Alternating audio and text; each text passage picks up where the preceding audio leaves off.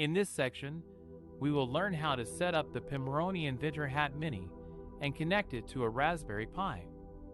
The Pimoroni Inventor HAT Mini is a small board that lets you control LEDs, buttons, buzzers, motors, and sensors with Python code. It is compatible with any Raspberry Pi model that has a 40-pin GPIO header.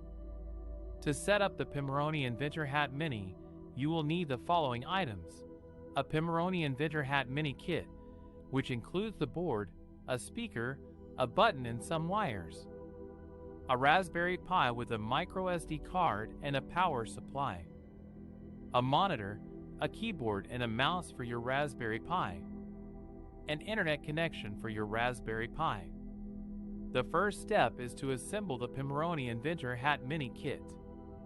Follow these instructions. Push the speaker onto the 4 pins on the bottom left corner of the board. Make sure the red wire is on the positive pin and the black wire is on the negative pin.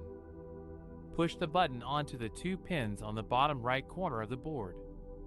Make sure the red wire is on the positive pin and the black wire is on the negative pin. Connect one end of a wire to any of the 4 LED pins on the top of the board. Connect the other end to any of the 4 ground pins on the bottom of the board. Repeat this for each LED pin. Connect one end of a wire to any of the 4 input pins on the top of the board. Connect the other end to any of the 4 ground pins on the bottom of the board. Repeat this for each input pin.